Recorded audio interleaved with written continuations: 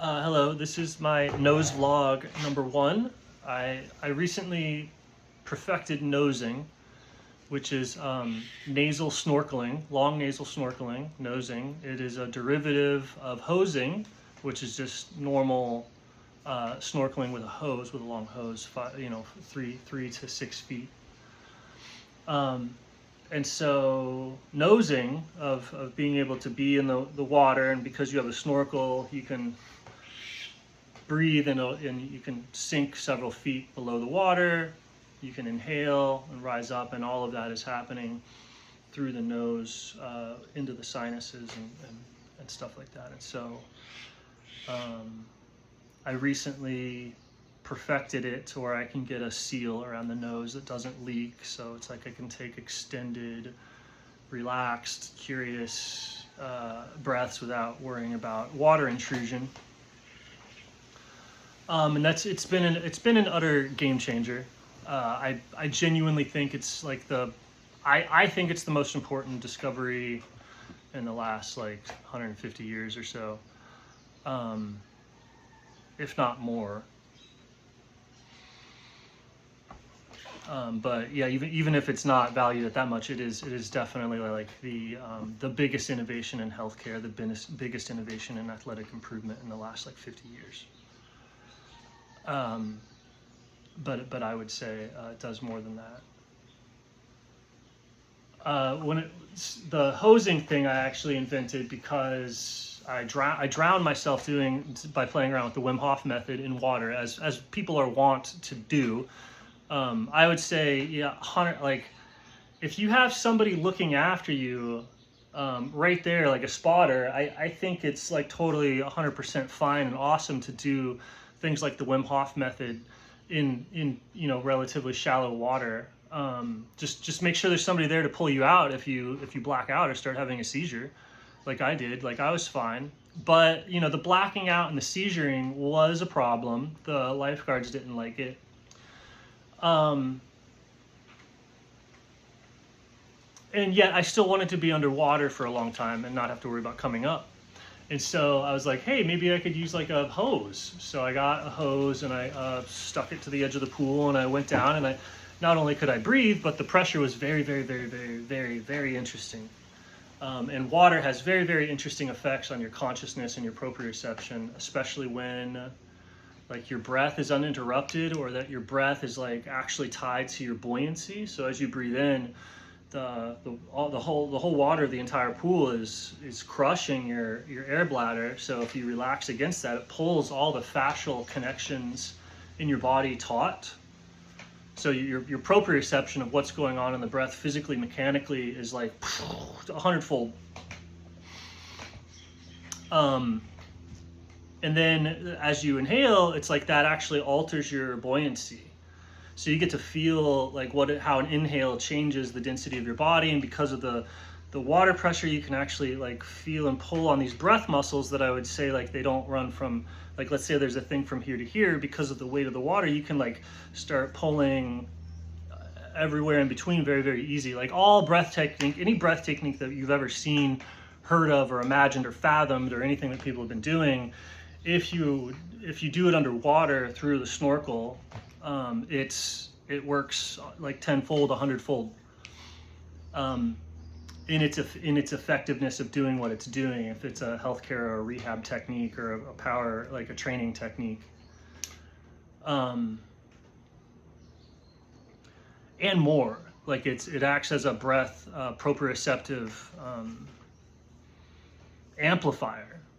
It allows you to feel magnitudes more, sensation and noticing for everything related to the breath and buoyancy and posture and gravity and balance and everything. The water just facilitates you coming to equilibrium in all these different ways, and because of that balance, your sensitivity and your listening is also amplified proportionately to that balance or coming to rest. So like the water is a means of very easily and readily accessing very balanced physical isolative silence, right? Like you're in a body of water with nothing else potentially if you have a small pool.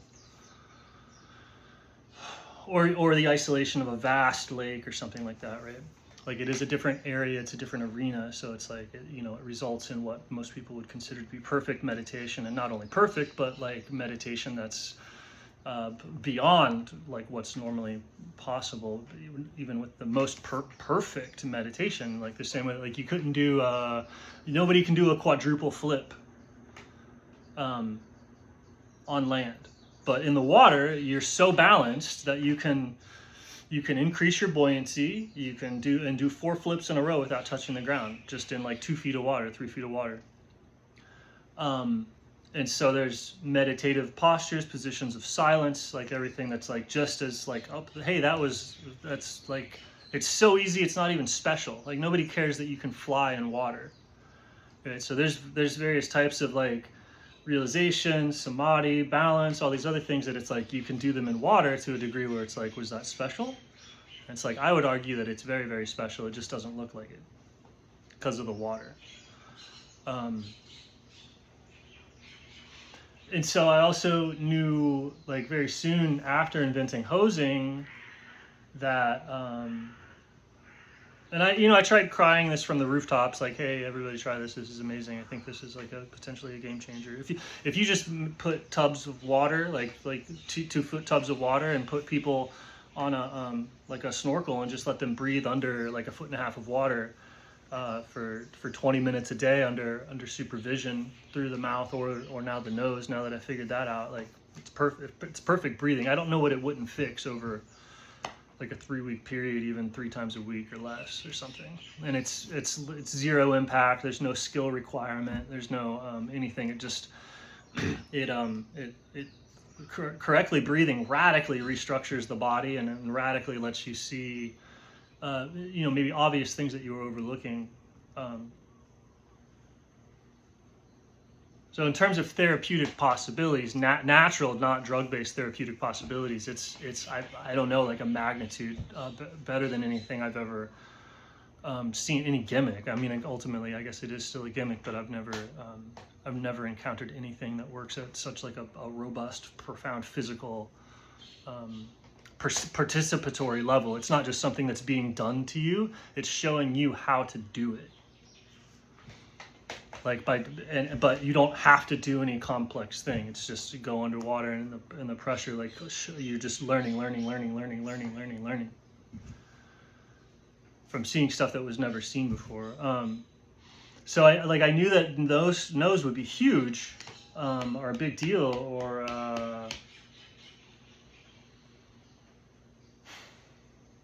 there's a lot going on here that affects your consciousness up in your sinuses and your eyes and all that. And so, but it's hard to get a seal. It's hard to snorkel with the nose. And I finally figured it out and got like a perfect seal, so I could just have long periods of undistracted, curious breaths or whatever. And it's almost too much. Like I'm doing it, like I'm trying to go twice a day, but I don't like it. It's too much. It's too much. It almost shows too much reality. Like it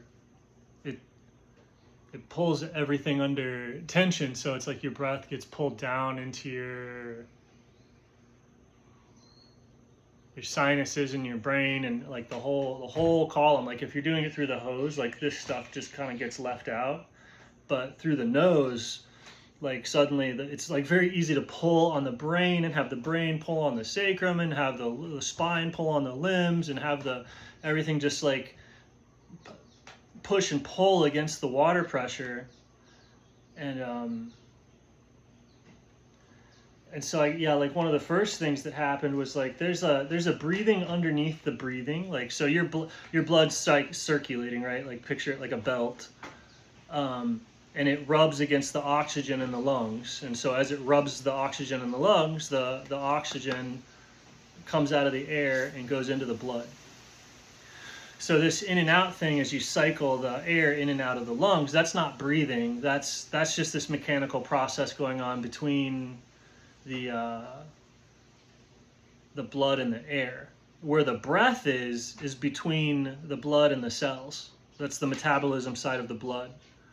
And so if you if you desaturate your oxygen, like by holding your breath, you can make it so that the tension between the blood and the cells gets tighter and tighter and tighter and tighter as the cells have to pull the oxygen harder and harder and harder out of the blood. As the oxygen supply in the blood goes down, it becomes increasingly difficult for the cells to pull the oxygen off of it. And so that, by doing that type of breath training, you can start to feel the actual breath, which people experience as like exercise discomfort and all this other stuff.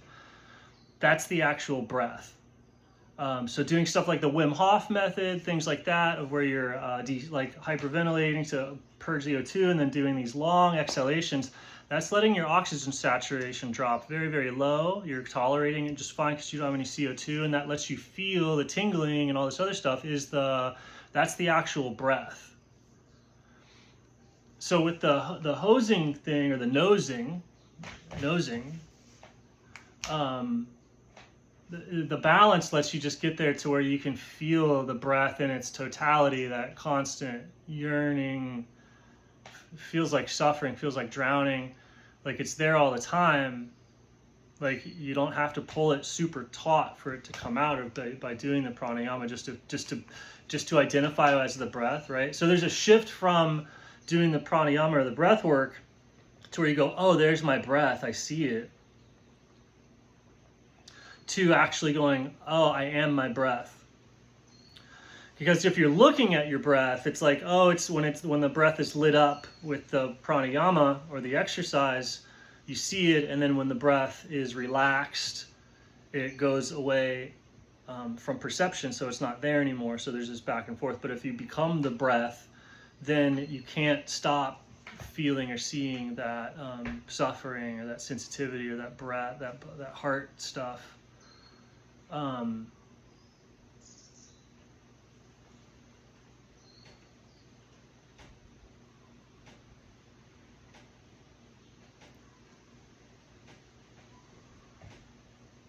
So yeah, if you see it and there's no pranayama going on, it's just 100% relaxed, like totally saturated. There's no tension in the blood, and if you're still able to see the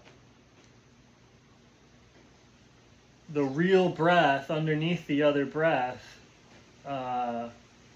it's hard to unsee it. Like it becomes not an event, it becomes like a background, and then it's like then the shift into the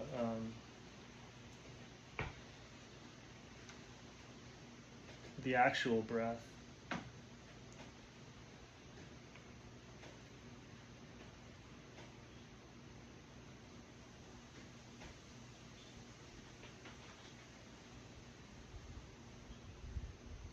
And I think that's like dying, you know. It's like the dying is when the breath stops and you go, oh my God, I'm suffocating because I can't breathe. Like at the cellular level, you'd be like, oh, I'm suffocating now that I can't breathe. And it's like you only exist in the breath. It's like the thing that you're drowning in is your breathing.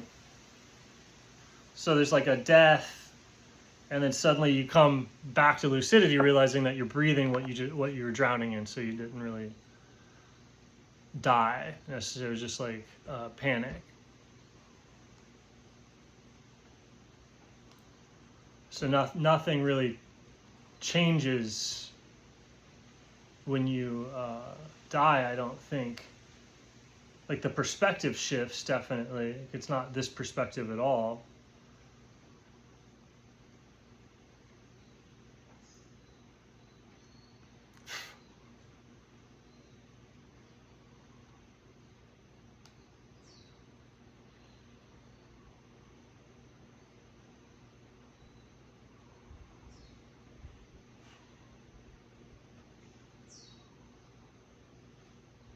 Like the breathing remains the same and the perspective shifts. So it's like that's the only thing. Dying would insinuate that your breath stops.